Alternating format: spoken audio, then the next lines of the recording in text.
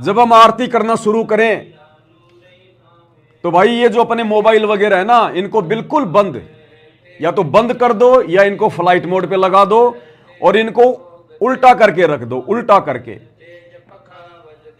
ताकि हमें किसका फोन आ रहा है वो भी ना दिखाई दे, वो भी ना पता चले, हमें हमारा ध्यान बिल्कुल ना भटके।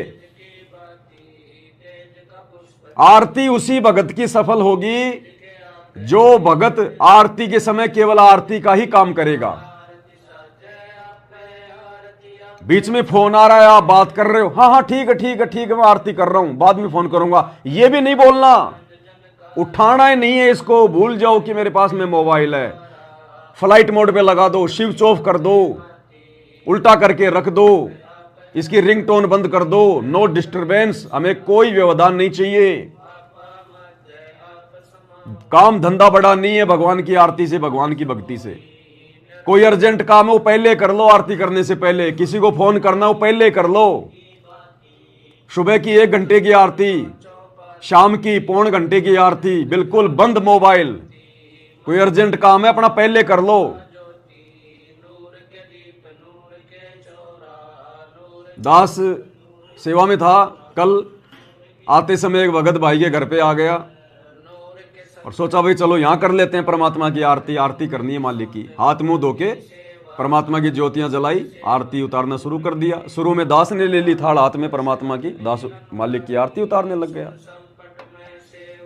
अब बीच में भगत जी फिर डिस्टर्ब करने लग गए, मोबाइल उन्होंने बंद नहीं किया। कभी बीच बीच में ऑटो बुक कर रहे हैं, कभी बीच बीच में फोन उठा रहे हैं, तो उनकी भी आरती है सफल और साथ में दूसरे का भी ध्यान भटका रहे हैं, तो वो आरती भी परमात्मा स्वीकार नहीं करेगा। वो अंतर्यामी, वो देख रहा, भाई हम फॉर्मेलिटी नहीं कर रहे, सामने कोई फोटो थोड़ी रखी है।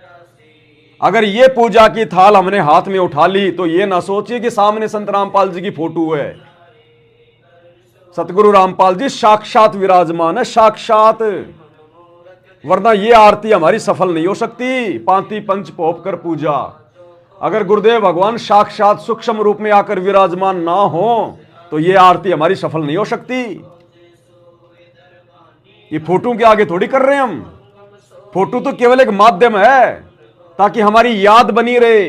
हम फोटो की पूजा नहीं कर रहे, हम मूर्ति पूजा नहीं कर रहे।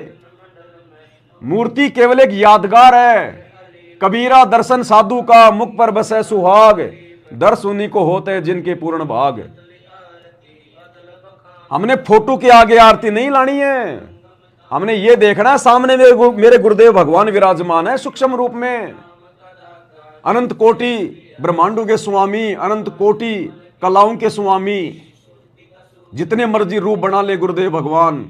गरीब सब पदवी के मूल हैं, सकल सिद्धि हैं तीर, और दास गरीब सतपुरुष भजो अविगत कला कबीर। ये काल 21 ब्रह्मांड का स्वामी 1000 कला का स्वामी है, भगवान है। ये 1000 रूप बना सकता है एक बार में। अक्सर पुरुष 10,000 कलाओं का स्वामी है, एक बार में वो 10,000 रूप बना सकता है। और ये सारी सृष्टि के मालिक सतगुरु रामपाल जी भगवान, ये कबीर देव अनंत कोटि कलाओं के स्वामी हैं।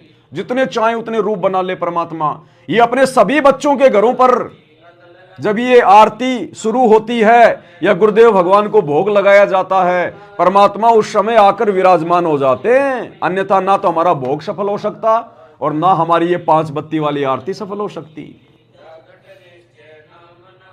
तो हमने कुछ नहीं ये सोचकर कि सामने गुरुदेव बैठे, उसके बाद चाहे किसी प्रधानमंत्री का फोन क्यों ना आ जाए, भैया बाद में तो बाद में, कोई डिस्टरबेंस नहीं किसी प्रकार का।